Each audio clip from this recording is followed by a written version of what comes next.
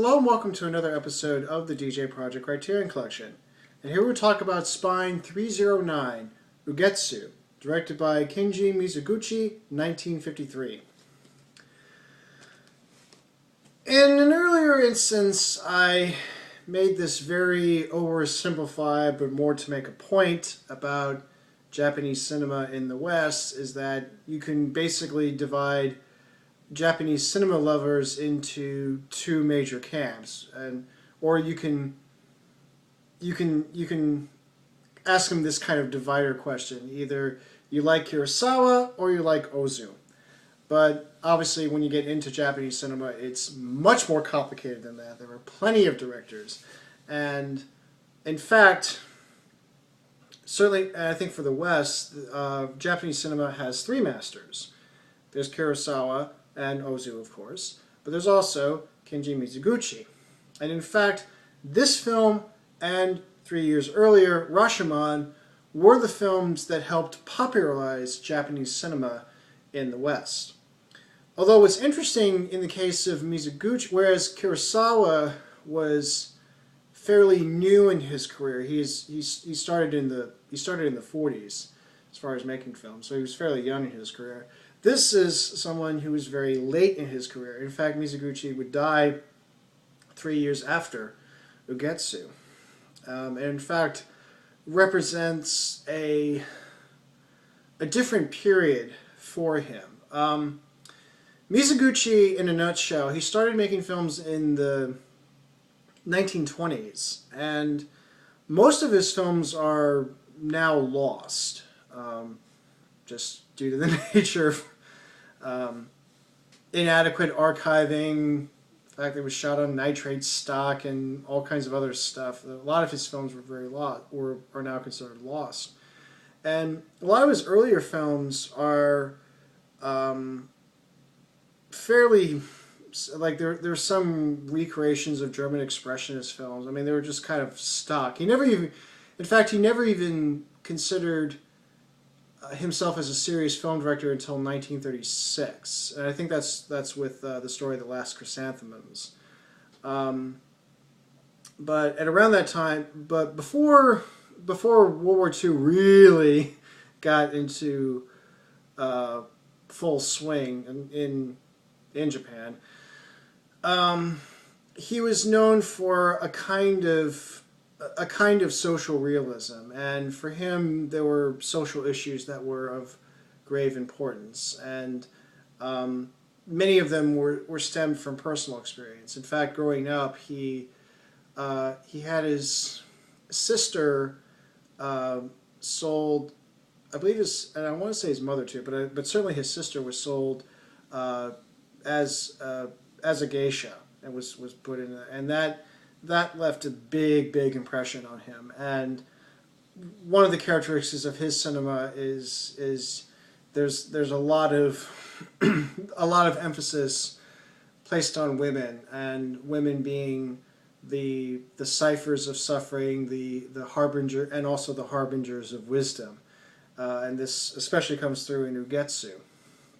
It wasn't until later in his career where he started doing more period pieces, and these would be the films that he would be most well known for in the West. Shansho the Bailiff is another of his period works, but Ugetsu is certainly the most well known of his films. The other characteristic of now, interestingly, early in his career, he was quite prolific and productive in his filmmakings. And later in his films, he started becoming much more of a perfectionist in his executions. The biggest one is in cinematography, and he was a big fan of the long take. In fact, this would have a big influence on Andrei Tarkovsky, as he himself was also a fan of the long take, where everything is all done in one continuous shot with very little cuts. And so you either have a scene that takes place in one location and everything has to be choreographed, or if you have to move, the camera also has to move. So a lot of attention was placed into the way scenes were played and the way scenes were shot. and he was very demanding in that respect. In fact, his instructions is that the film should unfold like a scroll, and so there's a lot of fluid camera movement, and where action goes from one place to another, and everything is done with a lot of emphasis on flow. And I forget for the life of me who the cinematographer is. Shame on me, but he would actually work with Kurosawa a few times. And oh yeah, the other thing that defines Mizoguchi is that he worked for Dai Studios. Kurosawa was Toho. With the exception of Rashomon. Rashomon I think was the only Kurosawa production that was done through Dai, and that's why he was able to work work with the cinematographer.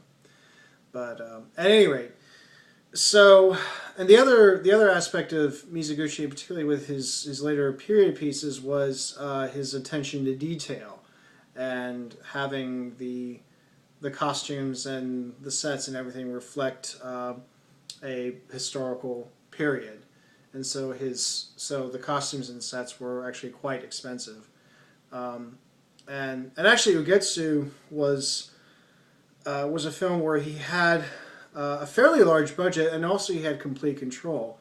There was also some pressure to make the ending a little less depressing, but nonetheless, this was a film that where I think where a lot of him comes through in full force, and so in that respect, it is a good entryway into Mizoguchi if you want to see Mizoguchi's films.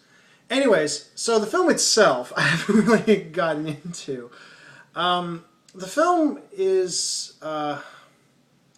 set in the in the 15th century, during one of the Civil War periods in Japan. There was a lot of turbulence, unrest, and violence, and there's a lot of uncertainties. And this mainly centers on two characters. One, Jinjuro, who's a potter, and then another is Tobai, who works as a farmer and helps him out with pottery, but has aspirations to become a samurai, even though you look at the guy and you think this is not samurai material at all. He's just deluding himself, but he has that ambition, he has that drive, he wants to be a samurai. Jinjuro stumbled upon good fortune in selling his pots, and he was able to bring in a lot of money. And his wife advised him, like, it's really nice, but it's better that you exercise kindness and also quit while you're ahead, because you may not be lucky the next time, especially since this was a prevailing war, and who knows, he may not have the good fortune as he did the last time. But just like with Tobai's aspirations to become a samurai, he's going to have aspirations to make as money as he can to, and all with good intentions. This is all for the sake of his family, but his wife is quite concerned by all this. But he goes into town anyway, and he sells his pottery. And Jinjuro, and this is where they kind of split off. Tobai, okay, I'll start with Tobias because actually his story is a little bit easier. Tobai does split off, and he does eventually become a samurai, but at a certain cost. While he was running off with his share of the profits from the pottery sales, he ran off to buy samurai armor, even though his wife has constantly pleaded him to not pursue this ambition. But in chasing him, she then is found by some soldiers, and in the process she is attacked and raped. And so her honor is stained. And so she feels that the only thing that she can do now is to become a geisha and become a prostitute. So, but Tobai is completely oblivious to this until well, actually, the way that Tobai gets to become a samurai is that he stumbles across the head of a great general warrior who was actually beheaded as a kind of mutual seppuku. I think there is a better term for when you're actually beheaded by the enemy as like an honorable surrender. I think there is a special term for it, but I forget what that is.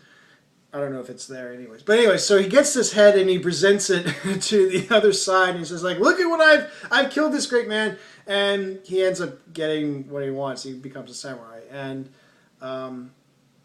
but he goes into, and he's with his retainers. He has horse and armor, and he looks like he's the big man. He goes into this hotel full of geishas, and in the process he sees his wife there, and he feels really, really bad for it, and wants to make it right, and he does eventually make it right. Genjuro, on the other hand, what happens to him is there is a certain lady that notices his pots and buys several from him, and he then goes to her palace, to her manor, and she's there, and he is entertained, and there's a lot of flattery placed on him, and he's taking this really well. The lady's all really happy. The long and short of it is that he's seduced, and they are in this love affair. But as it turns out, as he finds out later, she's actually a ghost, her and her mother. And so he's been doing this love affair with a ghost, and it all falls apart. And in the meantime, his wife is killed, and he returns and, of course, has to make up for that. So, yeah, it's it's beautiful, but it's also very, very bleak. I hate to see what the bleaker version would be, but at any rate, there's no denying it. It's quite gorgeous in terms of the photography and the production design. And again, there's the emphasis on the lone take, and everything just flows, and there's a nice flow to the film, and I could see where Tarkovsky got this from, and several other directors as well. I'll be talking about a little bit further down the line have been inspired by Mizoguchi. But some of the dialogue can come off as a bit ham-fisted in terms of presenting some of the themes and ideas. But I think that's more of a product of the source material. So this is a case where this is more of a feature than a bug, and I think maybe this is also the product of the time, that's maybe the way that you can make your points. Whereas I think now we're much more used to more subtle dialogue in presenting any kinds of themes. So that's just something that I noticed in revisiting this film. And while the film itself was based on actually 3 short stories. The Tobai story was based on Guy de Maupassant's How He Got the Legion of Honor, so a Western tale, but transposed and translated into a Japanese setting.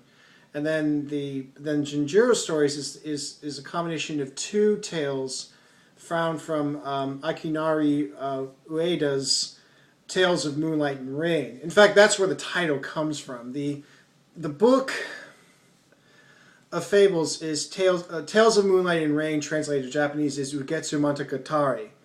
And Ugetsu is just a contraction of that title. And while they're sourced from fables, they all deal with themes and ideas that were very, very personal to Mizoguchi. Like I said, there's the way that women are portrayed. They are the unfair recipients of suffering. You know, it's often the ambitions of the men that screw over everybody else, but especially with the women. And also because of this, women end up being also the harbingers of wisdom. And they even can anticipate that certain pursuits are quite foolhardy. Tabai's pursuit of being a samurai and Jinjiro's pursuit to make a profit.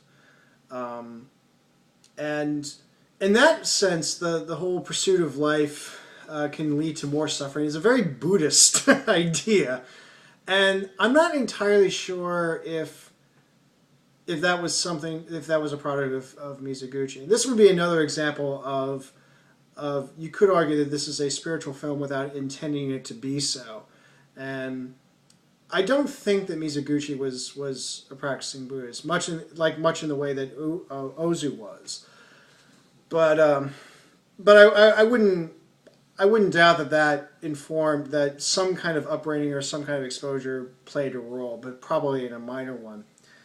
In fact, I think he was more socialist in his views. Certainly, when it comes to politics, he was much more informed by socialism than anything else.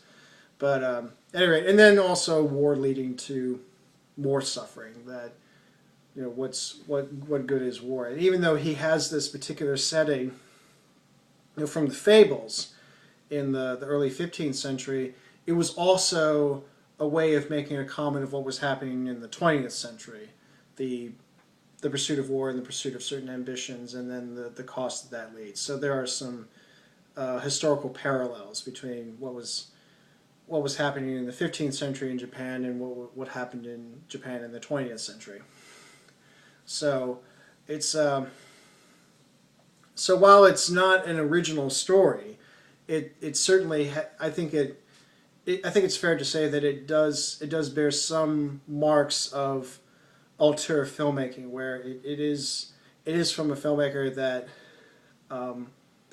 cares about certain things and wants to depict certain things on screen, and he does this through this film. So to kind of sum up, I would definitely recommend this film, especially if you are new to Japanese cinema, if you want to get into Japanese cinema. Like I said before, this was one of the films that helped popularize Japanese cinema in the West, along with Rashomon. So I would say, and Mizoguchi is considered one of the masters of Japanese cinema. So I would say the films that you watch for each of the three, from Kurosawa, well, actually with Kurosawa, it's kind of whatever you're in the mood for. I personally like Ran, but I would say Seven Samurai is a good one, if not Rashomon. Either of them are really good. From Ozu, I would say Tokyo Story, and then from Mizoguchi, I would say Ugetsu. So I would definitely recommend it. It is wonderful to watch, and the stories are interesting, and what happens are interesting, and the themes are still very relevant and very powerful. Some of the execution comes off as a bit ham-fisted, and I would say, as far as the women, I think the women come off as a little bit too harsh, and I don't know if it's the XY chromosome pairing that's talking, probably, which I can also hear somebody saying, man the fuck up and deal with it, but there is still a part of me that still kind of thinks that maybe you don't have to be too hard. But then again, I think some men do need to be kicked around, and and sometimes they do need to be told the hard way. So, but yeah, I would highly recommend this film as another example of Japanese cinema at its best. So there you go, Ugetsu. And until next time, take care.